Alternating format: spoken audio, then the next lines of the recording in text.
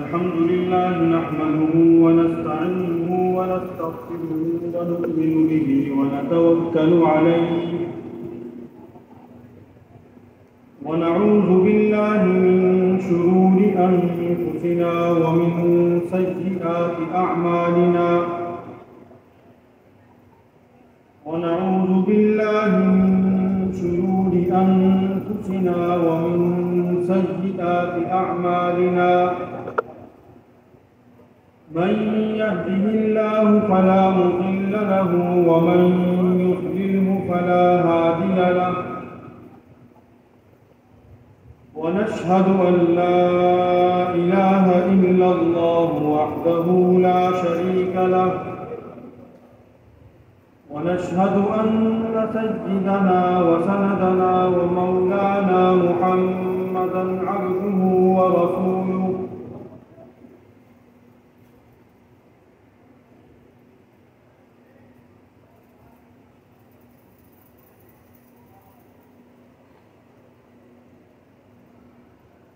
لا نبي بعده ولا رسول بعده ولا معصوم بعده ولا إمام بعده ولا أمة بعد أمته وسيد الخلائق والبشر صلى الله تبارك وتعالى عليه وعلى آله وأصحابه وأزواجه وأولاده وأتباعه وبارك وسلم تسليما كثيرا كثيرا. أما بعد فأعوذ بالله من الشيطان الرجيم. بسم الله الرحمن الرحيم. ولا تقولوا لمن يقتل في سبيل الله أموات بل أحياء ولكن لا تشعرون.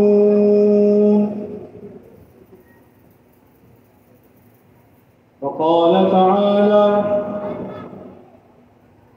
أولئك الذين أنعم الله عليهم من النبيين والصديقين والشهداء والصالحين وحسن أولئك رفيقا. صدق الله مولانا العظيم وبلغنا رسوله النبي الصادق الوعد الأمين.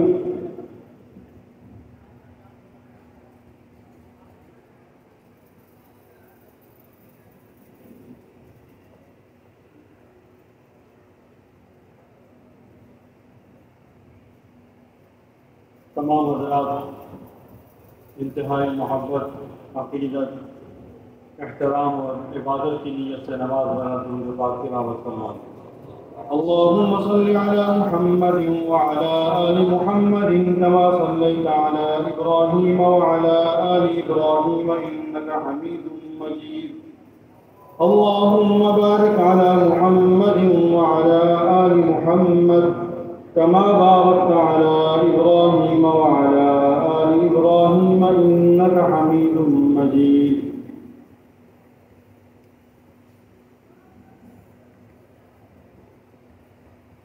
बुजुर्गान मोहतरम, मोमिनीन अहले सुन्नत, दोस्तों, भाइयों, बुजुर्गों, आप तमाम हाज़रीन मजलिस को इस्लामी साल नौ 1445 हिजरी मुबारक हो। अल्लाह सुब्हानहू व तआला के आखिरी पैगंबर और बहुत ही प्यारे महबूब पैगंबर सय्यिदुल अव्वलीन वल आखिरीन शफीउल मुज़निबीन रहमतुल लिल आलमीन सय्यिदना मौलाना मुहम्मद करीम सल्लल्लाहु अलैहि वसल्लम ने ہر نیا چاند دیکھنے پر امت کو دعا تلقین فرمائی، جس میں اس ماہ مبارک کی ابتدا میں ہی، اس چاند کے ابتدا میں ہی خیر مانگی، امن مانگا، سکون مانگا، ایمان مانگا، عافیت طلب کی، اور ہم بھی اللہ کی بارگاہ میں دعا گو ہیں کہ یہ سال بھی اللہ سبحانہ و تعالی خیر کا سال بنائیں، امن و سلامتی کا سال بنائیں، اس میں یہاں موجود تمام مومنین و مومنات کو اور جہاں بھی اہل ایمان موجود ہیں ان سب کو اللہ سبحانہ و تعالی کمال ایمان نصیب فرمائے، ایمان کی حلاوت نصیب فرمائے، اور ایمان کی، اسلام کی جو بنیادیں ہیں ان پر استقامت نصیب فرمائے، اور ان پر یقین محکم نصیب فرمائے۔ اور یقیناً وہ بنیادیں اگر باقی رہیں گی، اگر وہ بچتی ہیں، اگر وہ محفوظ رہتی ہیں، تو پھر ہمارا ایمان بھی محفوظ ہے۔ اگر وہ بنیادیں کھوکھلی ہوتی ہیں اور کمزور ہوتی ہیں تو پھر کسی کا ایمان نہیں بچتا۔ ہمارا سال نو، اس کی پہلی تاریخ ہی ہم سے اس بات کا تقاضا کرتی ہے کہ جب جب تمہیں دین اسلام کی حفاظت کے لیے، دین اسلام کی سربلندی کے لیے، حضور صلی اللہ علیہ وسلم کی ناموس کے تحفظ کے لیے،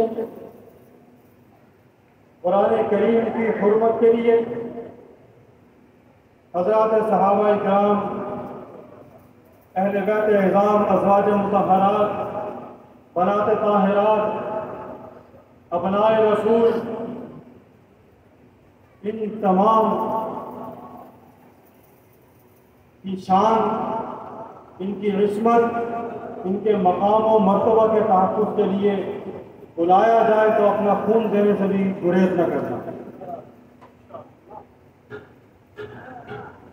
اس لیے یہ شہادت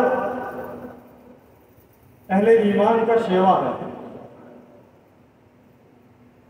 شہادت یہ مومن کے لیے باعث فخر ہے۔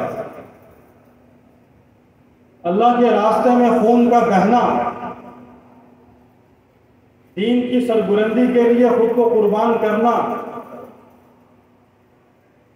دین کی حفاظت کے لیے اپنے آپ کو پیش کرنا اور جان کا نذرانہ دینا، یہ ہر ایمان والے کے لیے بہت ہی زیادہ خوش نصیبی کی بات ہے اور اس کے لیے نجات کی بات ہے۔ وہ اس کو اپنے لیے سعادت سمجھتا ہے، اور یہ موقع اگر آ جائے تو اس سے کبھی بھی پیچھے ہٹنے کے لیے تیار نہیں ہوتا۔ اس لیے کہ رسول خدا صلی اللہ علیہ وسلم نے خود اس شہادت کی خواہش کی، ایک نہیں متعدد مرتبہ ہے۔ آپ نے فرمایا کہ میرا جی چاہتا ہے کہ میں شہید کیا جاؤں، ثم اقتل ثم احیا ثم اقتل ثم احیا ثم اقتل، میں شہید کیا جاؤں پھر زندہ کیا جاؤں، پھر شہید کیا جاؤں پھر زندہ کیا جاؤں، پھر شہید کیا جاؤں پھر زندہ کیا جاؤں۔ جب نبی صلی اللہ علیہ وسلم اس کے لیے اس کی خواہش کا اظہار فرماتے ہیں تو پھر خود کو مسلمان کہنے والا، خود کو حضور کا امتی کہنے والا، آپ سے محبت کا دعویٰ کرنے والا، حضور کے دامن اقدس سے وابستہ جماعت سے محبت اور عشق کا دم بھرنے والا، وہ اگر خود کو کہے کہ مجھے اپنی جان عزیز ہے، دین کہیں جاتا ہے تو جائے۔ فَذْهَبْ أَنْتَ وَرَبُّكَ فَقَاتِلَا إِنَّا هَاهُنَا قَاعِدُونَ، یہ تو یہود والی بات ہے۔ مسلمان تو اس بات میں یقین نہیں رکھتا۔ کیا معلوم کتنے سانس باقی ہیں اور اس میں کوئی ایسا گناہ سرزد ہو جائے کہ جس کے نتیجے میں پکڑ ہو جائے، اور اگر یہی جان دین پر قربان ہو جائے، کوئی خون کے چند قطرے بہہ جائیں اس کے لیے، تو ممکن ہے کہ پچھلا غلط کیا ہوا بھی اسی بہانے دھل جائے، ممکن نہیں، یقین ہے، اس لیے کہ شہید کا مقام و مرتبہ جو بیان کیا گیا دین میں رسول اللہ صلی اللہ علیہ وسلم کی حدیث مبارکہ کے اندر، اس میں سب سے پہلی بات یہی کی گئی کہ اس کا خون بہتے ساتھ ہی اس کی بخشش کر دی جاتی ہے، اس کے خون بہتے ساتھ اس کی بخشش کر دی جاتی ہے، صرف اس کی نہیں، اس کو حضور علیہ السلام کے صدقے مزید 70 لوگوں کو بخشوانے کا پروانہ دیا جاتا ہے، اسے شفاعت کرنے کی اجازت مرحمت کی جاتی ہے، حضور کے صدقے اسے یہ انعام دیا جاتا ہے کہ ان کی شفاعت کرو۔ یہ شہید کا مقام ہے، اور صحابہ کرام کا شوق شہادت حضور علیہ السلام کو دیکھ کر اس سے بھی آگے تھا۔ حضرت عمر بن جموح رضی اللہ تعالی عنہ لنگڑے صحابی ہیں، معذور ہیں، 4 بیٹے ہیں ان کے، وہ چاروں ہر جنگ میں شریک ہوتے ہیں، ہر موقع پہ آگے آگے ہوتے ہیں۔ حضرت عمر بن جموح ہر وقت ہر موقع پر درخواست کرتے ہیں کہ مجھے بھی اجازت دی جائے، مجھے بھی اجازت دی جائے، اور انہیں اجازت نہیں دی جاتی اس لیے کہ وہ معذور ہیں، ان کا عذر ہے، لیکن وہ حضور علیہ السلام کو قائل کرنے پر تیار ہو جاتے ہیں، منوا لیتے ہیں، اجازت مل جاتی ہے، اجازت مل جاتی ہے، وہ میدان میں حاضر ہوتے ہیں، غزوہ احد ہے، اس میں شریک ہوتے ہیں، ان کے بیٹے ان کے پیچھے ہیں، اور وہ گھر سے نکلتے ہوئے ان کی بیوی نے کہا تم کیا کرنے جا رہے ہو، تم کہاں لڑو گے، کیسے لڑو گے؟ انہوں نے وہی دعا کی، یا اللہ میں جا رہا ہوں تو میں گھر واپس نہ پلٹوں، اب واپس نہیں آؤں گا میں۔ اور وہ جب شہید ہوئے، ان کی اہلیہ کو اطلاع کی گئی، اونٹ لے کر آئیں، ان کی اس شہید لاش کو اٹھا کے اونٹ پر ڈالا اور واپس گھر کی طرف رخ کرنے لگی، اونٹ اٹھ نہیں رہا تھا، اونٹ چل نہیں رہا تھا، بہت مشکل سے اس کو اٹھایا، اسے مکہ کی طرف، اسے مدینہ کی طرف واپس پھیرا، وہ پھر نہیں رہا تھا۔ حضور علیہ السلام کو اس کی خبر دی گئی، آپ نے ارشاد فرمایا کہ ان کے گھر والوں سے پوچھو اس نے گھر سے نکلتے ہوئے کوئی دعا تو نہیں کی تھی، کچھ کہا تو نہیں تھا؟ انہوں نے عرض کیا، بالکل، انہوں نے کہا یا اللہ میں اب گھر واپس نہ پلٹوں، فرمایا کہ اس کا اونٹ واپس نہیں جائے گا، یہ یہی دفن ہوگا، وہ یہی دفن ہوئے، شہداء احد میں ان کی قبر وہاں موجود ہے۔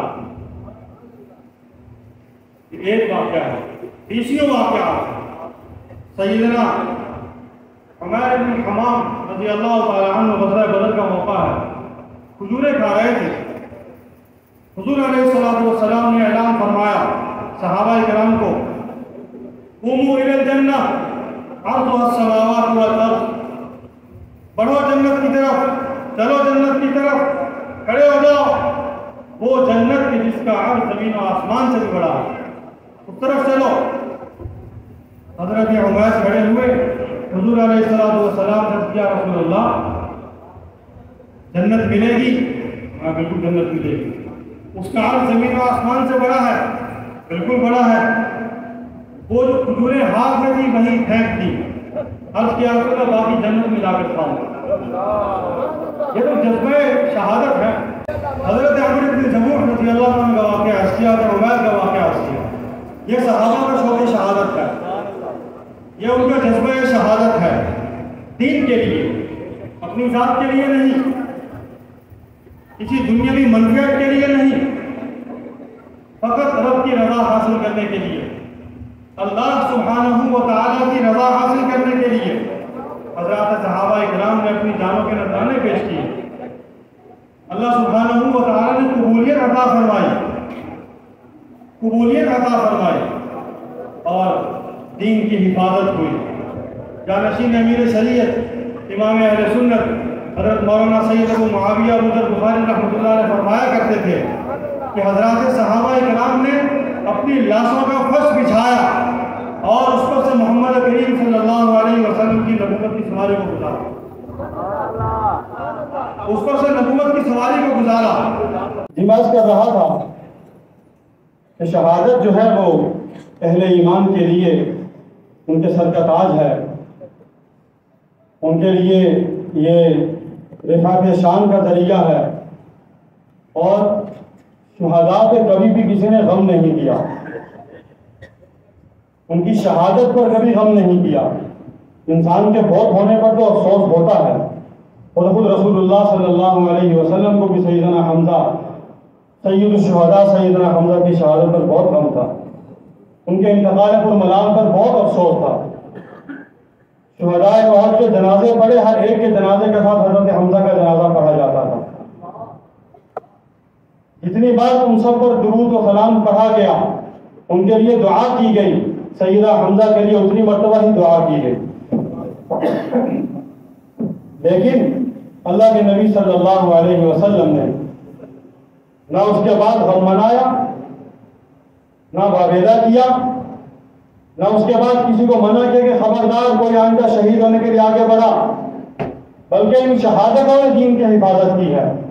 ان شہادتوں کے صدقے دین ہم تک پہنچا ہے، ان شہادتوں کے بدلے میں یہ دین محفوظ ہے، قرآن محفوظ ہے، بلکہ قرآن کی حفاظت بھی عثمان شہید کے خون سے ہوئی ہے. سیدنا فاروق اعظم رضی اللہ تعالیٰ عنہ دوسرے خلیفہ راشد ہیں اسلام کے، اور یکم محرم الحرام ان کی شہادت کی یاد دلاتا ہے. اس سے قبل اسلامی سال کا اختتام بھی شہادتوں پر ہے، اور اسلامی سال کی ابتدا بھی شہادتوں سے ہے. سمجھنے کی بات یہ ہے کہ ان شہادتوں کو جس انداز سے ہمارے معاشرے میں ہمارے سامنے پیش کیا جاتا ہے، کیا اسلام میں شہادت کا یہی رنگ ہے، اور کسی شہید ہونے والے کے بعد اس کے پچھلوں کا اس کے ساتھ یہی سلوک ہونا چاہیے جو کہ کیا جاتا ہے، جو کہ دکھایا جاتا ہے؟ اگر ایسا ہے تو پھر ہمارے پاس اس سے زیادہ دردناک و کردناک شہادتوں کے نمونے موجود ہیں. اور اسوہ صحابہ، اسوہ رسول، اسوہ خلفائے راشدین اور خود اسوہ مولا علی ہمارے پاس موجود ہے کہ جنہوں نے ایسا نہیں کیا جو کچھ کیا جاتا ہے یہاں. شہادت اس سے بھی زیادہ دردناک ہے، شہادت اس سے بھی زیادہ کربناک ہے، شہادت اس سے بھی زیادہ المناک ہے. لیکن مولا علی اور ان کے فرزندان حسنین کریمین کا رویہ ایسا نہیں ہے جس طرح ان کے نام بیچنے والے رویہ پیش کر رہے ہیں. حضرت عمر فاروق رضی اللہ تعالیٰ عنہ شہید ہوتے ہیں، امیر المومنین ہیں، 22 لاکھ مربع میل کے واحد حکمران ہیں، انہیں مصلح رسول پر شہید کر دیا جاتا ہے، اور انہیں شہادت سے پہلے دھمکی دی جاتی ہے. وہ کچھ نہیں کہتے، مصلح رسول پر شہید کیا جاتا ہے. 10 سے 12 کموں میں 13 سے 14 افراد کو ان کے ساتھ زخمی کیا جاتا ہے، ان میں سے بھی کچھ صحابہ و تابعین شہید ہو جاتے ہیں. لیکن کسی نے بھی اس کے بعد ان شہادتوں پر ایسے غم کا، ایسے واویلے کا، ایسے دکھ کا، ایسی تکلیف کا، ایسی مصیبت کا کہیں اظہار نہیں کیا. اور ان کے بعد صحابہ اکرام کی مشاورت سے مظلوم مدینہ، امیر المومنین، خلیفہ عادل و راشد و برحق، خلیفہ ثالث، دوہرے داماد رسول، اہل مدینہ کو پانی پلانے والے، مسجد نبوی کی توسیع کرنے والے، اہل حضور علیہ السلام سے ایک ایک قدم پر جنت کی بشارت دینے والے، ایک ایک قدم پر جنت کی بشارت دینے والے. حضور علیہ السلام اور ان کے مکالمے ایک نہیں متعدد مکالمے ہیں. وہ کہتے ہیں یا رسول اللہ ولی الجنہ، میرے لیے جنت ہے اس پر؟ ہاں ولک الجنہ، تمہارے لیے جنت ہے، کرو یہ کام. یا رسول اللہ ولی الجنہ، ہمارا نام ولک الجنہ. یا رسول اللہ ولی الجنہ، ہمارا نام ولک الجنہ، تمہارے لیے جنت ہے، بڑھو آگے. عثمان آگے بڑھتے ہیں، کنواں خریدتے ہیں، کفار و مشرکین سمیت اہل اسلام سب کے لیے وقف کر دیتے ہیں. پیو پانی، اس سے آج تک پی رہے ہیں مسلمان اس کا پانی، قیامت تک جاری رہے گا انشاءاللہ اللہ نے چاہا تو. اب تک جاری ہے کنواں میرے عثمان کا، اس کا پانی چل رہا ہے. جسے عثمان نے خریدا تھا، آج بھی اس سے باغ سیراب ہوتا ہے، اس کی کھجوریں لوگ کھاتے ہیں۔ عثمان کا فیض چل رہا ہے، عثمان کا فیض جاری ہے، ختم نہیں ہوا۔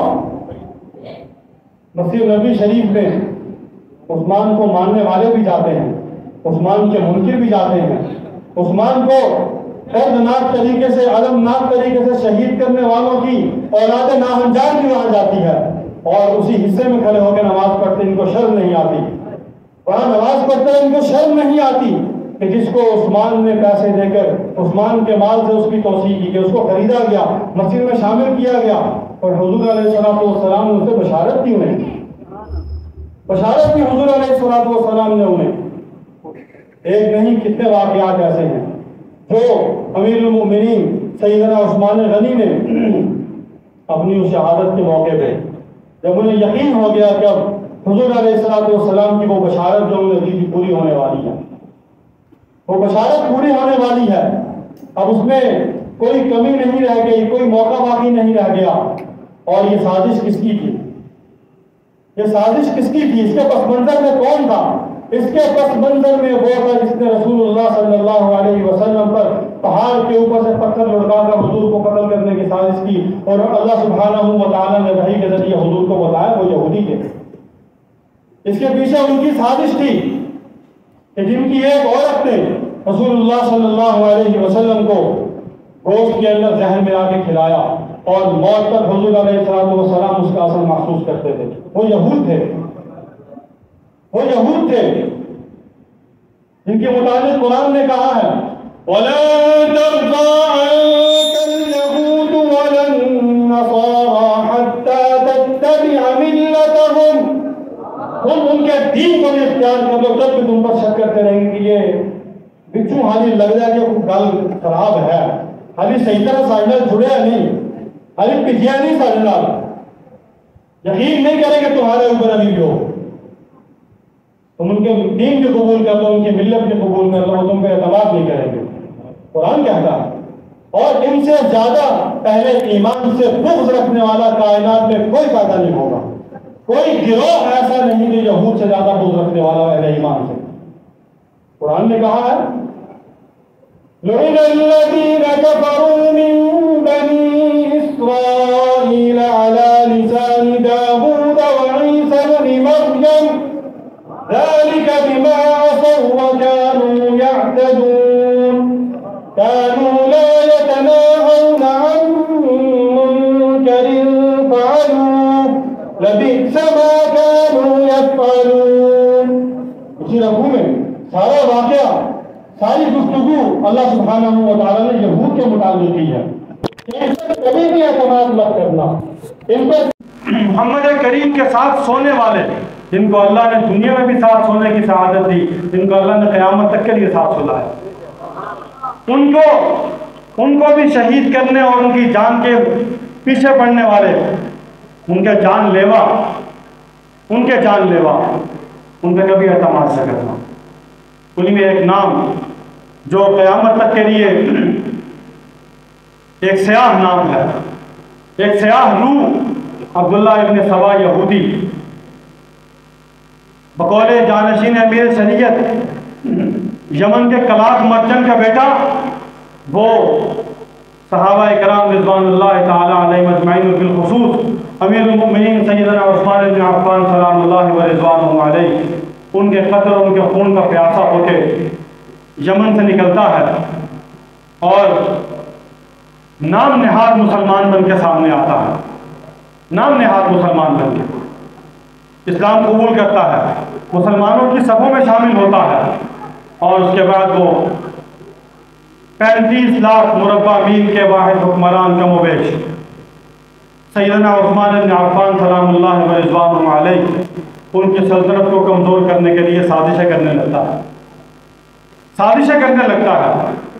حضرت عمر کے زمانے میں کوئی بول نہیں سکا، بابا جی کا ڈنڈا بڑا مضبوط تھا، انہوں نے تو اپنے ساتھیوں کو مدینہ سے باہر نہیں جانے دیا باوجود اجازت طلب کرنے کے کہ نہیں جانا، مدینہ میں رہو، باہر نکلو گے بہت سے فسادی موجود ہیں، بہت سے فتنہ پرور موجود ہیں، بہت سے منافق وہاں بیٹھے ہیں،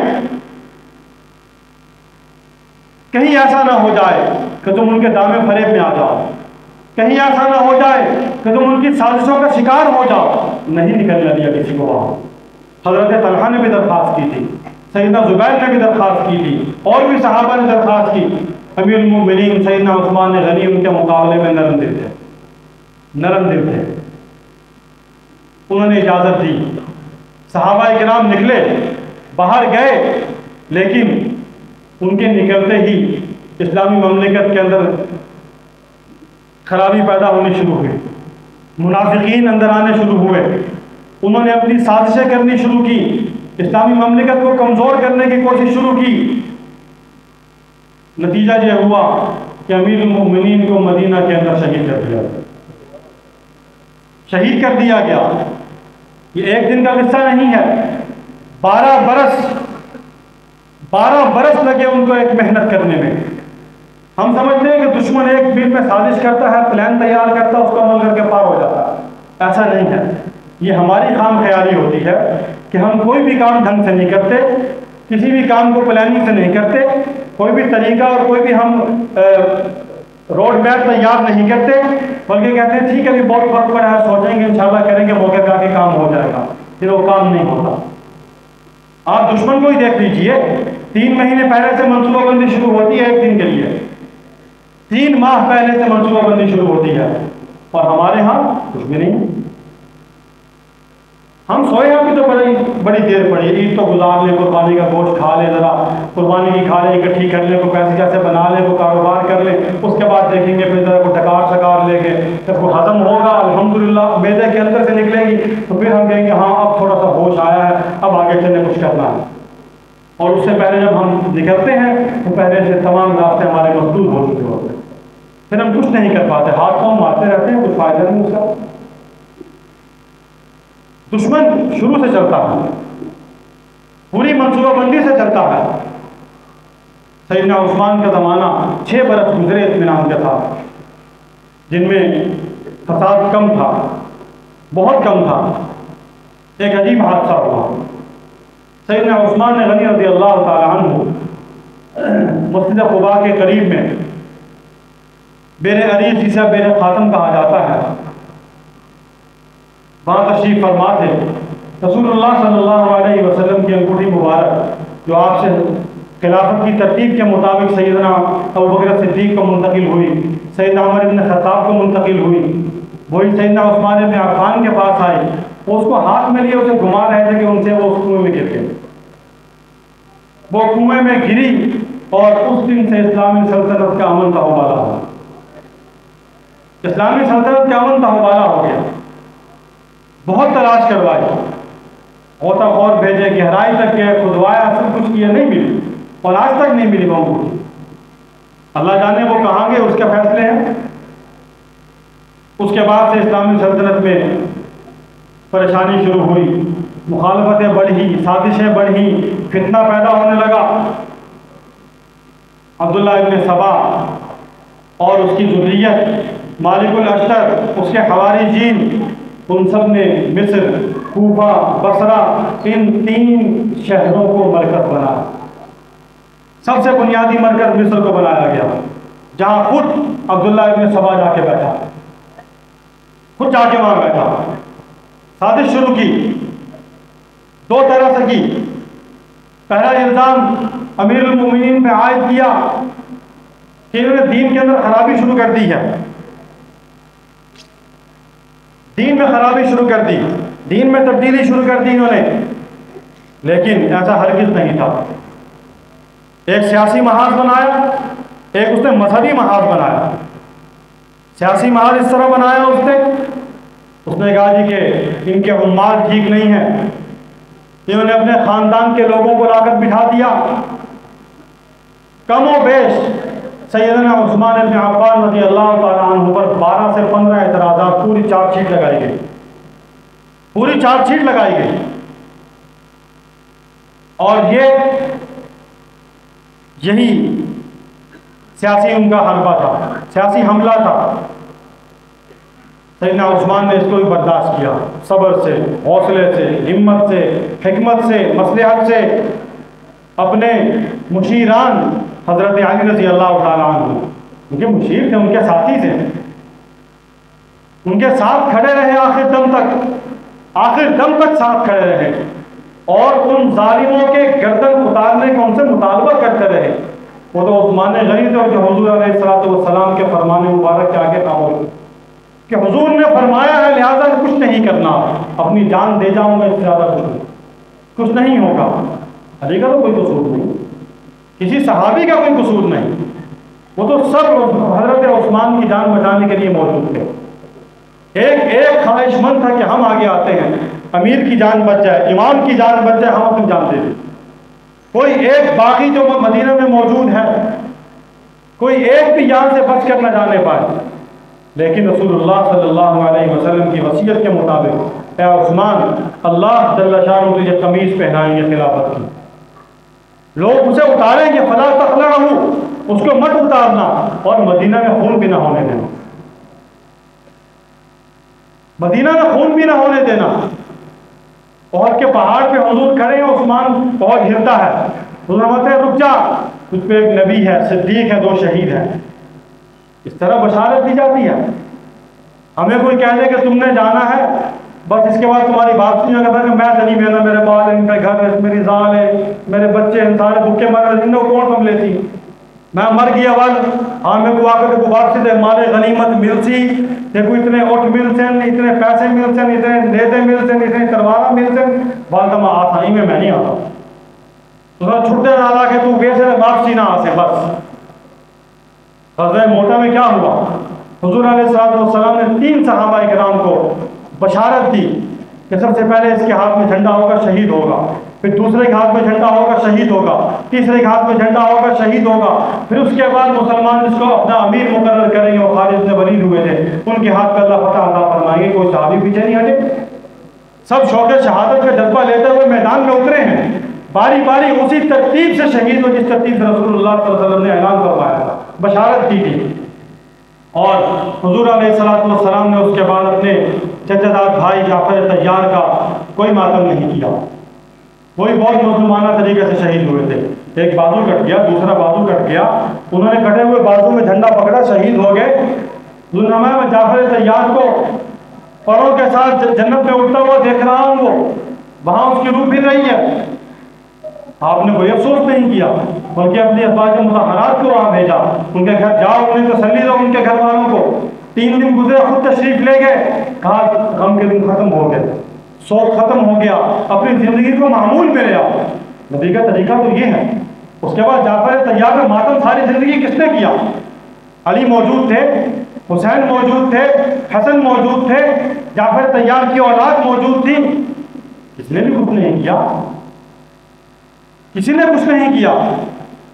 حضور کے چچا دار بھائی شہید ہو رہے ہیں، حضور کے چچا بہت بے دردی سے شہید ہوئے ہیں، کچھ نہیں ہوا کسی پہ۔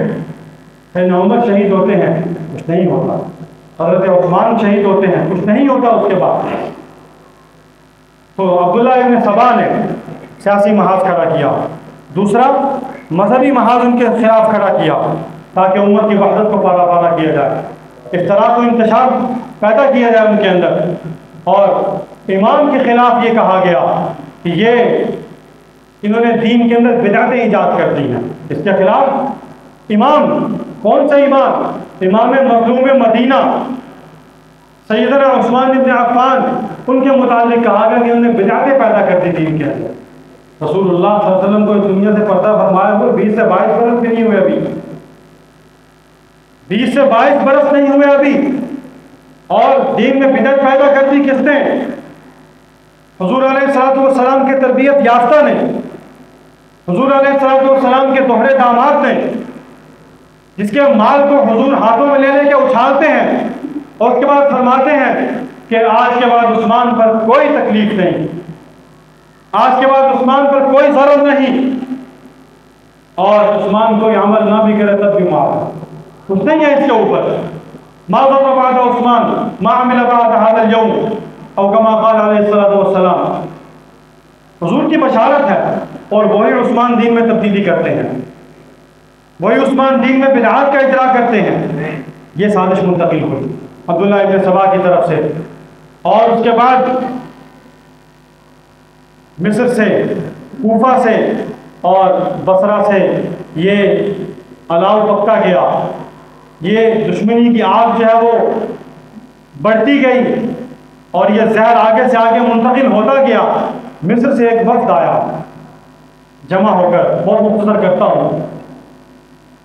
مدینہ طیبہ کے اندر سیدنا عثمان بن عفان سے کچھ مطالبات کیے انہوں نے، کوفہ کا گورنر تبدیل کریں، مصر کا گورنر تبدیل کریں، شام کا گورنر تبدیل کریں۔ وہاں سیدنا معاویہ رضی اللہ تعالیٰ عنہ تھے، ایک نے سوال وہاں بھی کیا تھا، حضرت معاویہ سے بھی کچھ باتیں کرنے لگا، لیکن وہاں اس کی دال نکلی، وہاں سے نکل کے مصر بھاگ گیا۔ ان کا ڈنڈا مضبوط تھا نا، وہاں سازش کامیاب نہیں ہوئی، وہاں نہیں چل سکی، وہاں سے بھاگ کے نکل گیا۔ سیدنا عثمان رضی اللہ تعالیٰ عنہ نے اس وقت آنے والے وقت کا ایک جو مطالبہ تھا کہ مصر کا غالباً گورنر تبدیل کیا تھا، انہوں نے سیدنا ابو موسیٰ اشعری کو تبدیل کر کے بھیج دیا اس جگہ پہ۔ مطالبہ پورا ہوا، اب ان کے پاس کوئی جواب نہیں تھا اور کوئی جواز باقی نہیں تھا کہ اب مزید کیا کیا جائے، واپس چلے گئے۔ لیکن اندر اندر لاوا پکڑا کہ کس طرح ان کو نقصان پہنچایا جائے اور یہ استحکام مسلمانوں کے اس کو کس طرح ختم کیا جائے، مسلمانوں کے اس اتحاد کو، اتفاق کو کس طرح پارا پارا کیا جائے، ان کی اتنی مضبوط سلطنت کو کس طرح توڑا جائے، اس کے ٹکڑے ٹکڑے کس طرح کیے جائیں۔ انہوں نے پھر سازش شروع کی اور حج کے دن قریب آ رہے تھے، شوال کا مہینہ، ایام حج شروع ہو رہے تھے۔ یہ اپنے اپنے علاقوں سے تیاری کر کے آپس میں رابطہ، اس زمانے کے جو یعنی مواصلات کا جو بھی ذریعہ تھا وہ خطوط تھے، خطوط کے ذریعے آپس میں تینوں شہروں میں ان سازشوں کا رابطہ تھا، تینوں شہروں میں رابطہ تھا ان کا۔ مصر میں ان کا سرغنہ عبداللہ ابن سبا تھا اور کوفہ کے اندر ان کا سرغنہ مالک الاسر النخعی تھا اور بصرہ میں ان کا سرغنہ ایک اور شخص تھا۔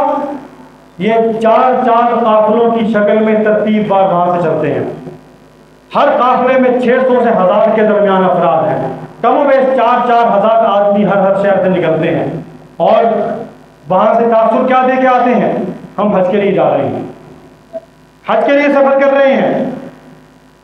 اور بصرہ کے جو گورنر تھے انہوں نے امیر المومنین سیدنا عثمان کو خط لکھا کہ میں آپ کے پاس آنا چاہتا ہوں اور آپ کو احوال سے باخبر کرنا چاہتا ہوں، مجھے اجازت مرحمت فرمائے۔ سیدنا عثمان نے اجازت دی، وہ ان سازشوں سے پہلے وہاں پہنچے، امیر المومنین کو جا کے باخبر کیا کہ یہ صورتحال ہے۔ کچھ لوگ ان کے پہلے مدینہ موجود تھے، یہ مدینہ سے باہر ایک مقام پہ تین منزلوں کے مقام پہ آ کے وہاں رکے، مختلف 3 مقامات پہ آ کے یہ 3 علاقوں کے لوگ بیٹھے آ کے اور وہاں سے انہوں نے پیغامات بھیجنے شروع کیے۔ سیدنا علی موجود ہیں، ان سے بات چیت ہوئی۔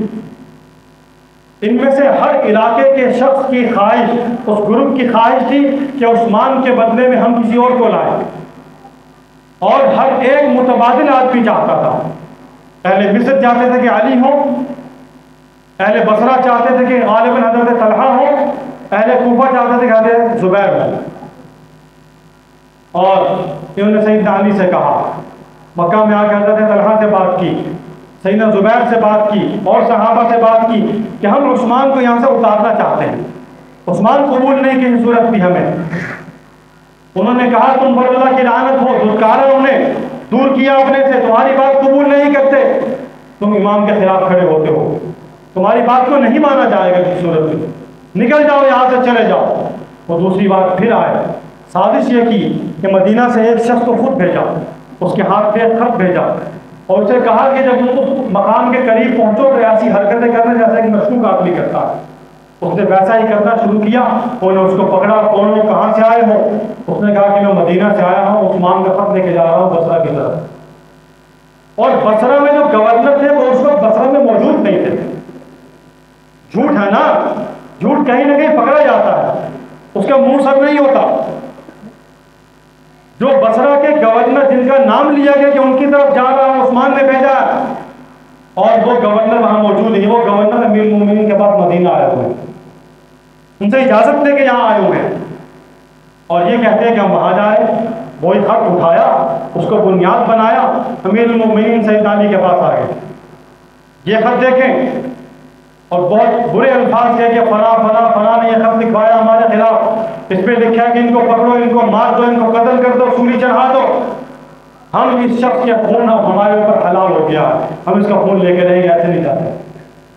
امیر المومنین نے فرمایا مجھے اس کا علم نہیں ہے، اور دوسری بات میں تمہارے ساتھ جانے کے لیے تیار نہیں ہوں۔ جب یہ جواب سن کے پیچھے پڑ گئے تو آپس میں کہنے لگے تم اس علی کے لیے کوشش کر رہے ہو خلافت پہ بٹھانے کے لیے جو تمہارے ساتھ چلنے کو تیار نہیں ہے؟ تم اس کے لیے کوشش کر رہے ہو جو خود تمہارے ساتھ جانے کو تیار نہیں ہے۔ اس کے بعد سیدنا عثمان کے پاس آتے ہیں، انہیں کہتے ہیں کہ آپ نے یہ خط لکھا ہمارے خلاف، یہ خط لکھا آپ نے؟ میں نے خط نہیں لکھا، میں نے خط نہیں لکھا۔ فرمایا کہ کسی کے دستخط کی طرح دستخط کیے جا سکتے ہیں، کسی کی انگوٹھی کے نقش جیسا نقش بنایا جا سکتا ہے، یہ کون سا مشکل کام ہے؟ میں نے یہ کام بالکل نہیں کیا، میں نے یہ خط نہیں بھجوایا۔ جب یہاں تک بھی پلٹے پھر مطالبہ کیا کہ ہمیں آپ کے خادم خاص، آپ کے مشیر حضرت سیدنا مروان بن الحکم رضی اللہ تعالی عنہ ان کو ہمارے سپورٹ کرو، انہیں ہمارے سپورٹ ہمارے میں نہیں دوں گا۔ اور سیدنا مروان کون ہے؟ جو بہت ہی مظلوم صحابی ہیں، بہت ہی مظلوم صحابی ہیں کہ جنہیں زین العابدین باقیات کربلا ابن حسین حضرت علی کے پوتے، حضور کا خون، فاطمہ کا خون، وہ تو جنہیں اپنا استاد بھی تسلیم کر لیں۔ امام بخاری رحمۃ اللہ علیہ ان سے روایات بھی نقل کر لیں، اور یاد لوگ کہتے ہیں کہ وہ تو صحابی بھی نہیں تھے، وہ تو صحابی بھی نہیں تھے۔ مروان نے سازش کی، مروان نے خطوط لکھے، کیا ایسا کچھ نہیں۔ امیر المومنین سیدنا عثمان ان کی صفائی دے رہے، کس کی بات مانو، تمہاری کہ ان کی؟ وہ ان کے حوالے نہیں کرتے، وہ ان کے دفاع میں کھڑے ہیں، اور ہم کہتے ہیں نہیں مروان نے سازش کی، مروان ایسا تھا، مروان ایسا تھا۔ وہ صحابی رسول اپنے بچوں کے نام مروان کے نام پہ رکھا کرو، رکھا کرو ان کے نام پہ، اس کی برکات ہے انشاءاللہ۔ صحابہ کے ان صحابہ کے نام کہ جن کے ناموں کو بھلایا جاتا ہے، عمدن انہیں گم کیا جاتا ہے، ان کے تذکروں کو مٹانے کی ایک مستقل سازش ہے، ایک طویل عرصے سے سبائی سازش چلی آ رہی ہے، جو آج کے ان کے نام نہاد سبائی کے اندر ہی منتقل ہو چکی ہے۔ اور وہ ان صحابہ کا نام نہیں لینے دیتے، لینے بھی نہیں دیتے، خود تو نہیں لیتے، کسی کو بھی نہیں لینے دیتے۔ ان کا نام رکھیں، صحابہ کے نام میں اپنی اولادوں کے نام رکھو۔ جی سیدنا مروان کو مطالبہ ہے کہ یہ ہمارے سپورٹ کریں۔ سیدنا عثمان نے فرمایا میں سپورٹ نہیں کروں گا، یہاں سے پریشان ہوں، ہر طرف سے ناکامی ہوئی، ہر طرف سے ناکامی ہوئی۔ بالآخر مدینہ کے قریب آ گئے، محاصرہ کیا۔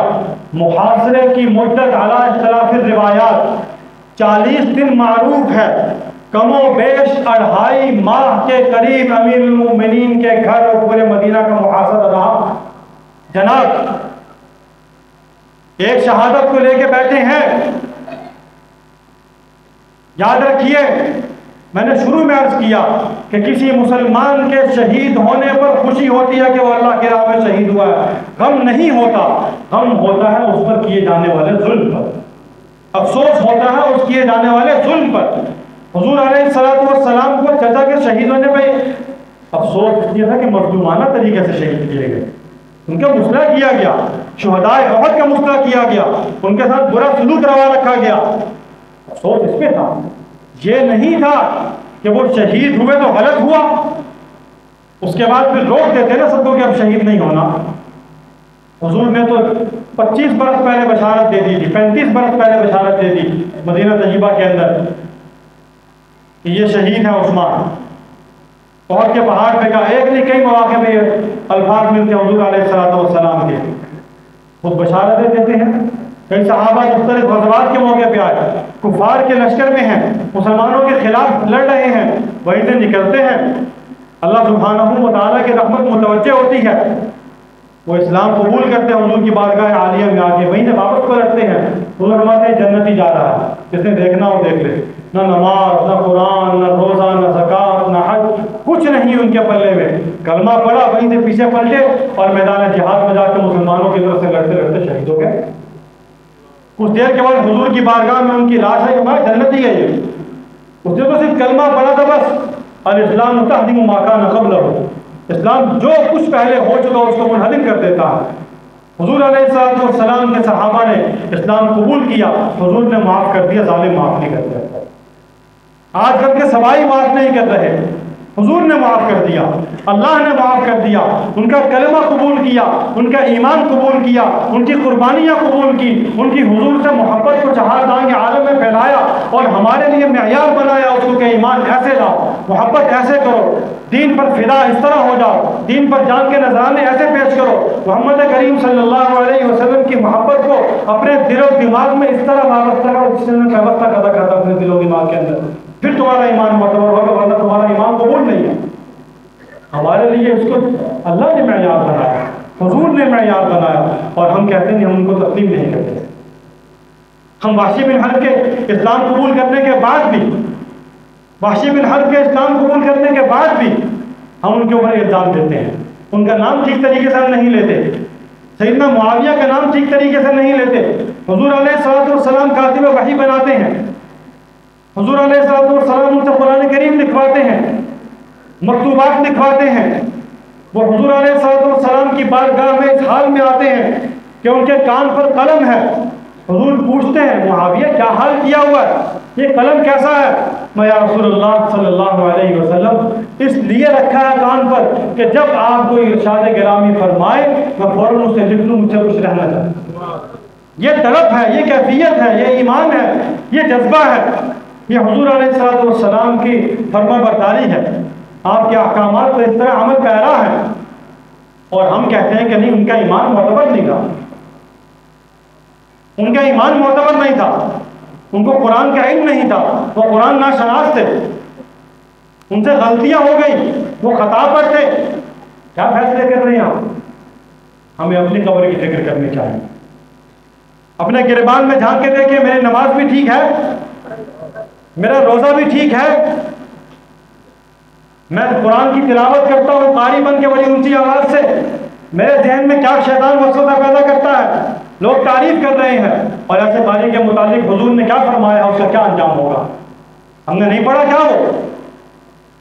میں تقریر کرتا ہوں، بعض و نصیحت کرتا ہوں، بڑے لچھے دار گفتگو کرتا ہوں، اور اس کے بعد کہا ہے خطیب صاحب نے بڑی تقریر کی تھی، عالم بڑا مربوط ہے، بڑا اچھا بولتا ہے، یہ تعریف ہو گئی، صلہ مل گیا دنیا میں، آخرت میں کچھ نہیں، کچھ نہیں ہے آخرت میں۔ سوچے تو صحیح، اس مسجد پہ بیٹھنے والے اس شکل و صورت کے جہاں جہاں موجود ہیں، ہمیں اپنا محاسبہ کرنا چاہیے، ہمیں اپنا محاسبہ کرنا چاہیے۔ کل قیامت کے روز ان ممبروں پر بیٹھنے والوں، ان صحابہ کے خلاف بک کرنے والوں، ان سبائی سازشوں کے اعلی کاروں، ان کے متعلق قرآن نے کہا ہے، لوگ کہیں گے ربنا انا اطعنا سادتنا وكبراءنا فأضلونا السبيل ربنا آتهم ضعفين من العذاب والعنهم لعنا كبيرا۔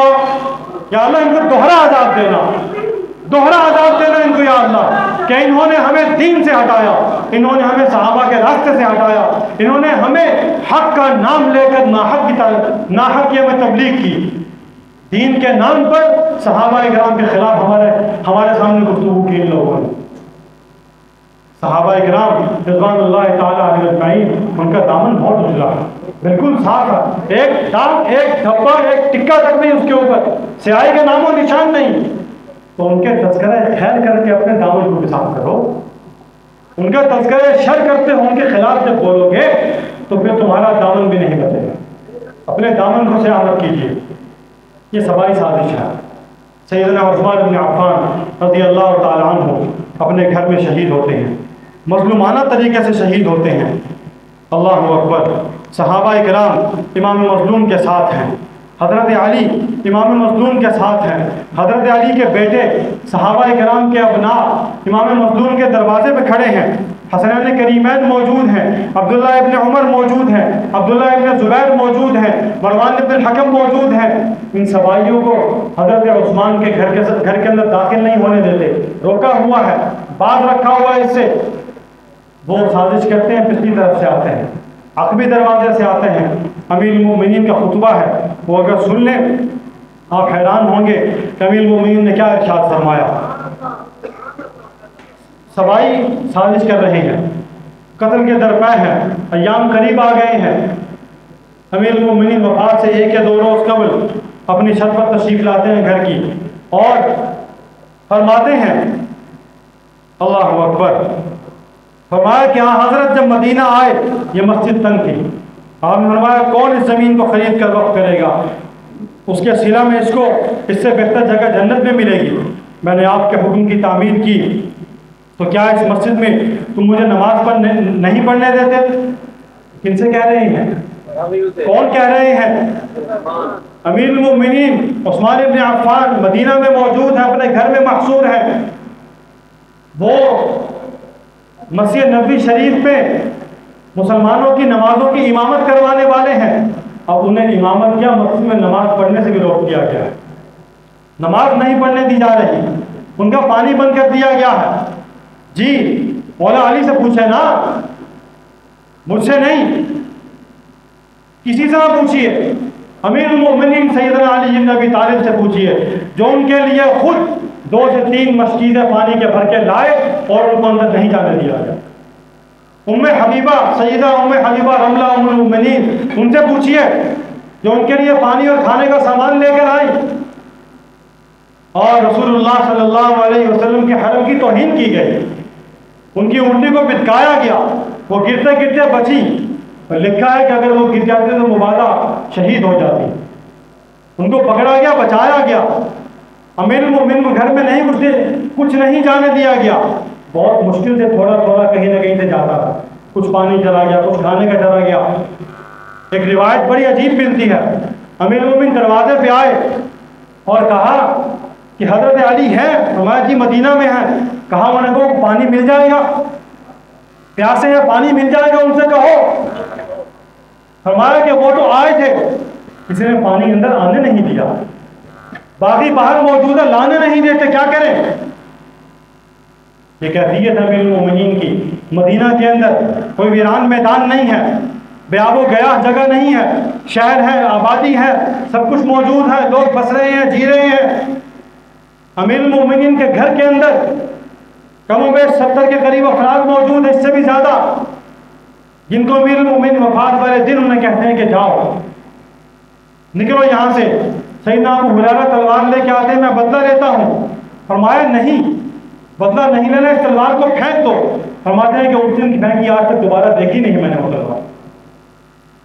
یہ کیفیت ہے، کیوں ہے کہ حضور نے فرمایا تھا کہ مدینہ کا خون نہیں ہونے دینا، مدینہ کا خون نہیں ہونے دینا۔ سیدنا عثمان سے کہا کہ ہمارا ایک ہی مطالبہ ہے، بس یہ لمبا خطبہ ہے، فرمایا کہ میں نے مسجد کو وسیع کیا تمہارے لیے، کیا تم گواہ ہو؟ انہوں نے کہا ہم جانتے ہیں تم نے وسیع کیا تھا مسجد کو، پیسہ تم نے لگایا تھا، تمہیں بشارت دی گئی تھی، سب ٹھیک ہے۔ فرمایا کہ میں نے تمہارے لیے میٹھا پانی کا کنواں اہل مدینہ کے لیے خرید کے وقت دیا تھا، تم جانتے نہیں، تمہیں معلوم نہیں؟ وہ بالکل جانتے ہیں، اور بہت سی باتیں کی، کہنے لگے سب ٹھیک ہے لیکن تم قبول نہیں ہو، سب قبول ہے، تم نے جو کچھ کیا سب کے معترف ہیں، ہر چیز مانتے ہیں، ایک نہیں قبول تو تمہارا وجود پسند خلافت ہمیں قبول نہیں ہے، ہم تسلیم نہیں کرتے اس بات کو۔ امیر المومنین نے فرمایا کہ یہ تو میں بھی نہیں ہٹتا اس سے، یہ مسئلہ تو میں بھی نہیں چھوڑتا، خلافت سے تو میں بھی پیچھے نہیں ہٹوں گا، میں بھی اس سے دستبردار ہونے کو تیار نہیں ہوں، اس لیے کہ میرے محمد کریم نے مجھے فرمایا تھا کہ میں چھوڑوں۔ ام المومنین سیدہ عائشہ کی روایت ہے، وہ فرماتی ہے کہ حضور نے ان کو یہ فرمایا تھا۔ امیر المومنین فرماتے ہیں، روایت ہے، سیدہ نائلہ نے فرمایا سیدنا عثمان کی زوجہ مطہرہ کہ سیدنا عثمان شہادت کے لیے کچھ دیر کے لیے لیٹ گئے تھے، نیند آ گئے، دوبارہ بیدار ہوئے، اپنا خواب سنا، ہمارے رسول اللہ صلی اللہ علیہ وسلم خواب میں تشریف لا۔ اس دن روزے سے تھے، جمعہ کا دن تھا، قرآن کریم کی تلاوت کر رہے تھے، قرآن کریم کی تلاوت کر رہے تھے۔ فرمایا کہ حضور علیہ السلام تشریف لائے، آپ نے فرمایا عثمان ہم تو تمہیں لینے کے لیے آئے ہیں، ہم تو تمہیں لینے کے لیے آئے ہیں۔ دو روایتیں ہیں، یا تو یہ فرمایا کہ آج جمعہ ہمارے ساتھ پڑھنا، یا یہ فرمایا کہ آج افطار ہمارے ساتھ کرنا، آج افطار ہمارے ساتھ کرنا۔ سیدنا عثمان بیدار ہوئے، سیدہ اپنی زوجہ مطہرہ ان سے فرمایا، سیدہ نائلہ سے ان سے کہا کہ میں نے یہ خواب دیکھا ہے کہ امیر المومنین ایسا مت کیجیے، اللہ تعالیٰ آپ کی حفاظت فرمائیں گے۔ ہمارے نہیں ایسا نہیں ہے، بلوائی، یہ باغی، یہ سبائی، یہ سازشی، یہ مفتری، یہ فتنہ پردار جو باہر موجود ہے، یہ میرے خون کے پیاسے ہیں، یہ نہیں چھوڑیں گے۔ اور آج میں اپنے رب سے ملوں گا، حضور علیہ السلام کے پاس جاؤں گا۔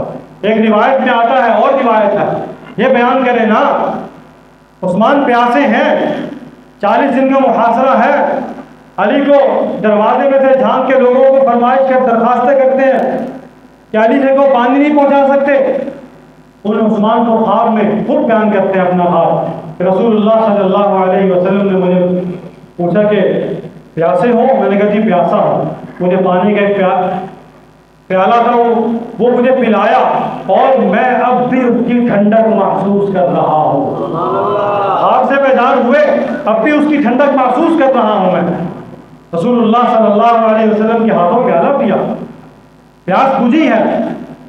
پیاسے عثمان کو یاد کریں نا، پیاسے حسین ماں تو کہانیاں ہیں، افسانے ہیں، یہ جو حقیقت ہے علی جس کے گواہ ہے، حسنین کریمین جس کے گواہ ہے، اہل بیت رسول کے گھر کی گواہی ملتی ہے وہاں سے، امہات المومنین کی گواہی ہے، پورا مدینہ گواہ ہے، کم و بیش 12,000 نہیں، اس سے بھی زیادہ باغی باہر موجود ہے، بلوائی موجود ہیں جو قبضہ عثمان کے طرفہ ہے۔ اس کے باوجود بھی اپنی جان کی پرواہ نہیں ہے، امیر المومنین کو امت کی پرواہ ہے، دین کے شعائر کی پرواہ ہے۔ حج کا دن قریب آتے ہیں، غالباً حضرت عبداللہ ابن عباس سے کہتے ہیں کہ جاؤ جا کے حج کی قیادت کرو، چلو امیر الحج تم ہو، جاؤ، ان کو بھیجتے ہیں۔ سیدہ عائشہ صدیقہ سفر حج کے لیے تشریف لے جاتی ہیں، صحابہ کو کہتے ہیں جاؤ حج کرو، جا کے میری پرواہ مت کرو، قتل و غارت یہاں نہیں ہوگی۔ کچھ شہید ہوتے ہیں، ان پہ حملہ ہوتا ہے۔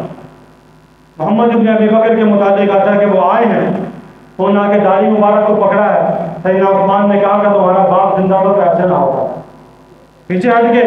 پھر ایک روایت ہے کہ جس میں غالباً سیدنا علی کے مرتضیٰ رضی اللہ عنہ سے روایت ہے، حوالہ موجود ہے، کوئی دیکھنا چاہتا میں پیش کر سکتا ہوں۔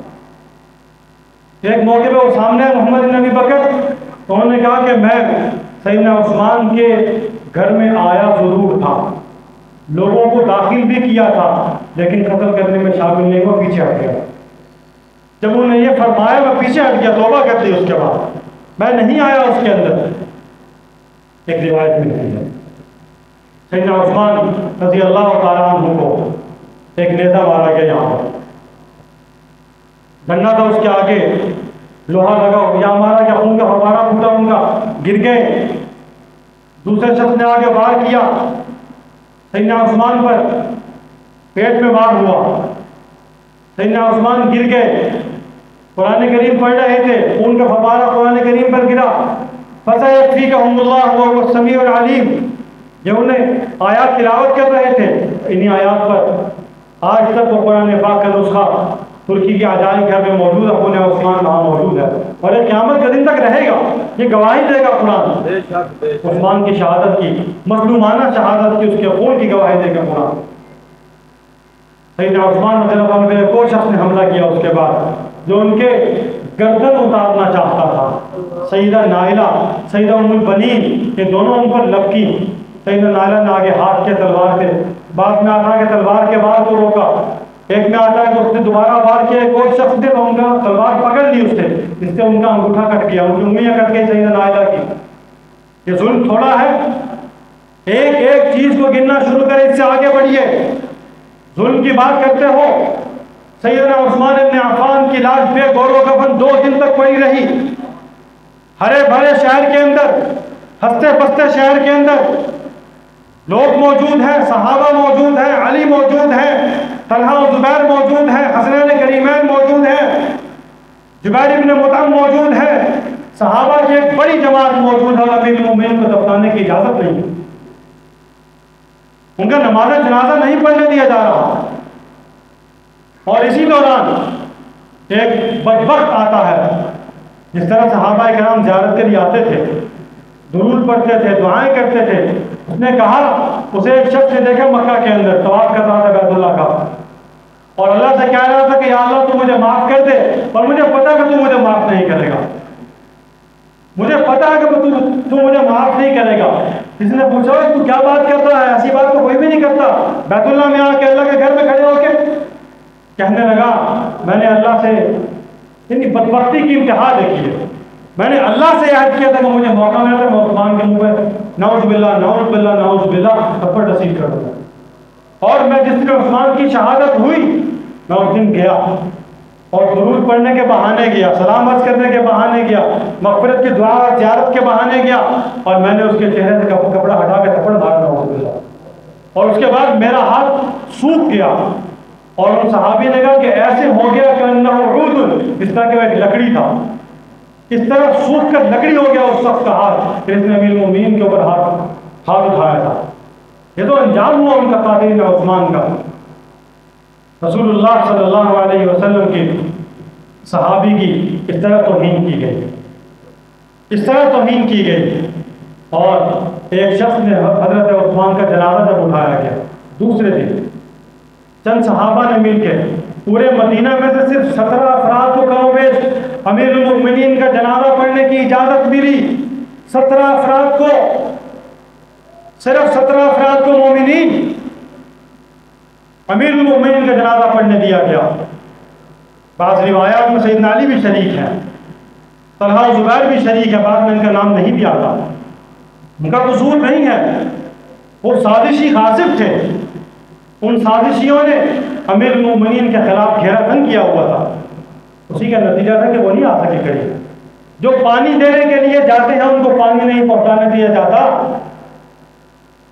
جو سیدنا علی کو خلافت کے مقصد پہ دیکھنا چاہتے ہیں ان کے پاس مطالبہ لے کے آتا کہ اس کو ہٹاؤ تم آؤ، وہی علی جب پانی لے کے آتے ان کی بات تو نہیں مانتے، وہی علی کہتے ہیں کہ چھوڑ دو ان کی بات نہیں مانتے، وہی علی کہتے ہیں کہ تم غلط کہہ رہے ہو تم پہ لعنت ہو ان کی بات کو نہیں مانتے، لیکن محبت علی سے ہے، بات ان کی نہیں ماننی، ہم نے محبت علی سے ہے ہمیں، یہی تو ہم کہتے ہیں کہ تم علی اور خاندان علی کے نام بیچنے والے ہو، تم سودا گران آل رسول اہل بیت رسول ہو، تم وہ لوگ ہو کہ جو رسول اللہ صلی اللہ علیہ وسلم کے خاندان، ان کے نواسوں، ان کے نواسیاں، ان کے بیٹے، ان کے داماد، ان کی بیٹیاں، ان کے رشتہ دار، تم ان کے نام لے لے کر ان کی کہانیاں بنا بنا کر اور تم اپنے ٹکر پانے کا بندوبست کرتے ہو، اپنے ٹکر پانے کا بندوبست کرتے ہو، اصحاب رسول کا نام لے کر غلط کہانیاں بنا کر، خاندان رسول کے نام پہ غلط کہانیاں منسوخ کر کے، جبکہ کہانی تو یہ ہے، کہانی نہیں حقیقت ہے، حقیقت ہے، اس کو کہانی مت سمجھیے، پڑھیے، دل و دماغ کے دروازے کھول کر پڑھیے، دل و دماغ کی آنکھیں کھول کر پڑھیے، تب اندازہ ہوگا کہ سازش کی ابتدا کہاں سے ہوتی ہے، کون ہے جو اس کے پیچھے ہے۔ جو کچھ ہمیں یہاں سنایا جاتا ہے، بتایا جاتا ہے، سمجھایا جاتا ہے، دکھایا جاتا ہے، جو منظر پیش کیا جاتا ہے، حقیقی منظر کیا ہے؟ حقیقی پس منظر اس سازش کا کون ہے؟ وہی لوگ ہیں جنہوں نے مظلوم مدینہ امام صویب سیدنا عثمان بن عفان کے ساتھ یہ سلوک کیا۔ اس سے آگے چلیے، سیدنا عثمان کو بقیع میں دفن کرنے کی اجازت نہیں دی گئی۔ ہم تو اب دیکھتے ہیں کہ قبر جنت البقیع میں ہے، اس وقت جو جنت البقیع کا حصہ تھا اس میں سیدنا عثمان کو دفن نہیں ہونے دیا گیا، حشر کوکب میں ان کو دفن ہونے کی اجازت نہیں دی، ایک بات تھا۔ بعد میں سیدنا معاویہ بن ابی سفیان کے زمانے میں بنی امیہ کی خلافت جو سب کو بہت کاٹتی ہے، اس زمانے میں آ کے وہ بات ختم کیا گیا، دیوار توڑی گئی اور اس حصے کے سارے کو بقی میں شامل کیا گیا۔ اب تو بقی شریف اور بہت وسیع ہو گئی، بہت توسیع ہو گئی، مزید بھی توسیع ہونی ہے، حضور کی بشارت آپ کا فرمان گرامی ہے، اور توسیع ہوگی اس کے بعد۔ قدیم جو بقی شریف کا احاطہ ہے اس میں سب سے آخر میں اوپر جا کے سیدنا عثمان بن عفان کا مزار مبارک ہے، سب سے آخر میں جا کے انہیں وہاں دفن کیے گئے۔ ان کے ساتھ ان کے 2 غلام تھے جو سیدنا عثمان کی دفاع کرتے ہوئے شہید ہوئے، ایک کا نام نجیح تھا، ایک کا نام صبیح تھا۔ ان دونوں کو شہید کیا گیا، ان کو دفن کیا گیا۔ تدفین کے بعد ان کو دفن کیا گیا، تدفین کے بعد ظالموں نے رات کو ان کی لاشوں کو قبروں سے نکال باہر پھینکا۔ سیدنا عثمان کے علاوہ ان کے ان 2 غلاموں کی لاشوں کو قبروں سے نکال باہر پھینکا اور مسلمانوں کے حوالے میں نہیں کیا، وہی چھوڑ دیا۔ اور اسی تاریخ میں لکھا ہے اس ظلم و تشدد کو، اس بربریت کو، اس سفاکیت کو لکھا ہے تاریخ نے کہ ان لاشوں کو جو حضرت عثمان کے ان غلاموں کی، ان خادموں کی لاشیں تھیں، ان کو کتوں نے بھنگوڑا۔ یہ کس نے کروایا؟ صحابیوں نے کروایا۔ یہی لوگ ہیں جو صحابہ کے خون کے پیاسے تھے۔ علی کے خون کے پیاسے بھی یہی تھے، حسن کے خون کے پیاسے بھی یہی ہیں، اور حسین شہید اور آپ کے ساتھ کربلا میں شہید ہونے والے تمام شہداء کربلا سلام اللہ و رضوانہ علیہم علیہن، ان سب کے خون کے پیاسے بھی یہی سوائے تولا تھا، اور کوئی نہیں ہے اس کے پیچھے۔ آپ اس سارے پس منظر کو سامنے رکھیں، یہ کیوں نہیں بتاتا کوئی؟ اس کو پڑھیے، اس پہ غور کیجئے، ابتدا کہاں سے ہوئی ہے اس سرے کو ڈھونڈیے، اس بدماش کو تلاش کریں عبداللہ ابن سبا کو، اور اس کے پرسنل سیکرٹری مالک الاسر النخعی کو، اس کو تلاش کریں کہ ان 2 نے مل کر جو سازش شروع کی تھی وہ کہاں سے چلی اور کہاں تک پہنچی۔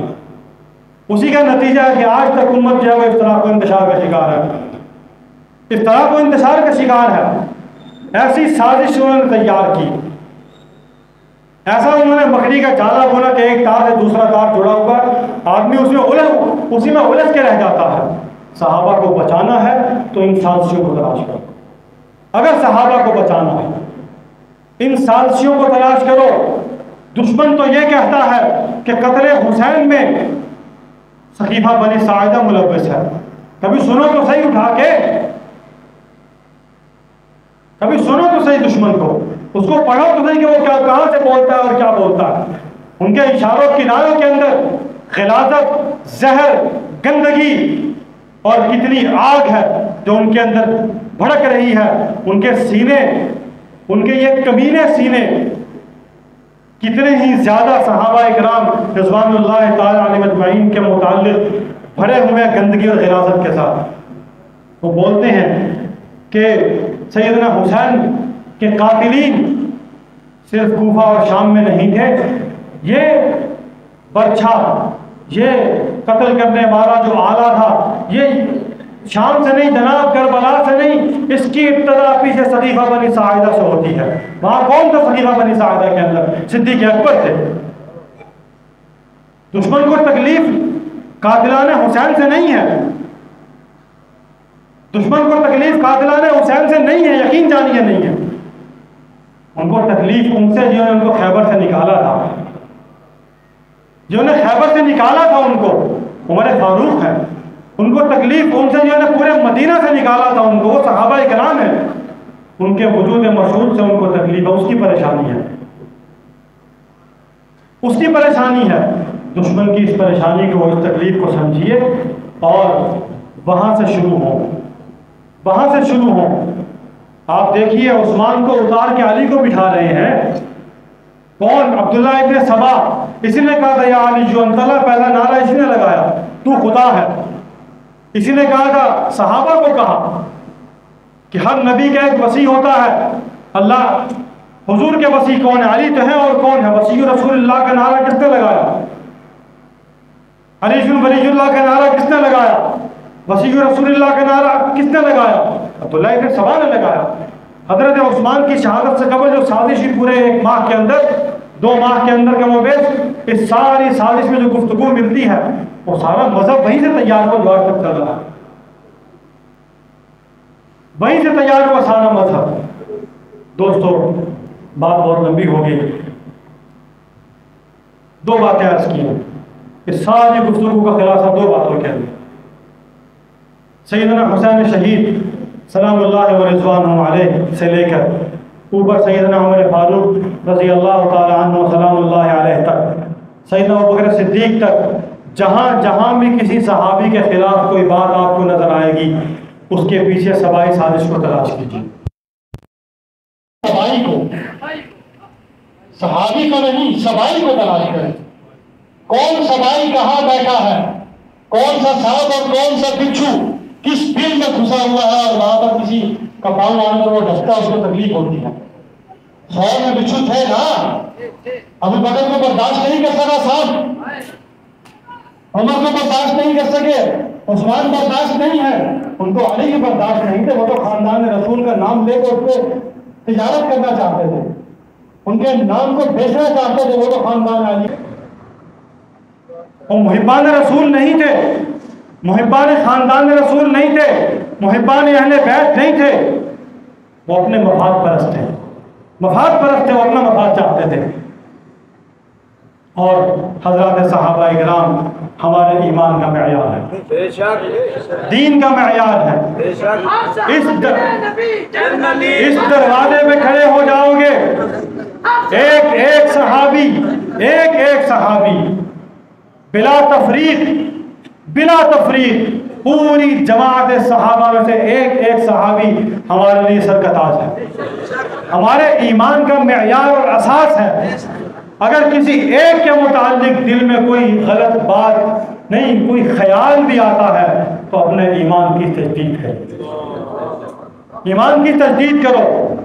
شیخ الاسلام حضرت مولانا حسین احمد مدنی رحمۃ اللہ علیہ نے اپنے مکتوبات میں لکھا ہے، غالباً پہلی جلد ہے، اس کا مکتوب نمبر 80 یا 81 ہے، اس کو پڑھ لیجئے۔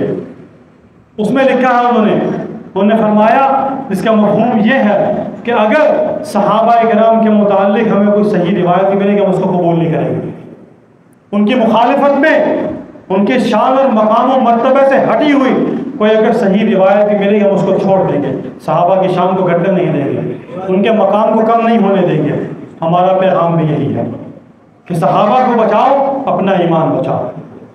صحابہ کو بچانے سے ہمارا ایمان بچے گا، صحابہ کو بچاؤ کہ اہل بیت بچیں گے، صحابہ کو بچاؤ کہ خاندان رسول بچے گا، صحابہ کو بچاؤ کہ تو رسول اللہ صلی اللہ علیہ وسلم کے ازواج مطہرات بچیں گی، صحابہ کے ایک متنفس کو بچاؤ گے، خلفاء راشدین بچیں گے، ابوبکر بچیں گے، عمر بچیں گے، عثمان و علی بچیں گے، طلحہ و زبیر بچیں گے، معاویہ بن ابی سفیان بچیں گے، ابو سفیان بچیں گے، نعمان ابن بشیر بچیں گے، مغیرہ بن شعبہ بچیں گے، مروان ابن الحکم بچیں گے، حکم ابن ابی العاص بچیں گے،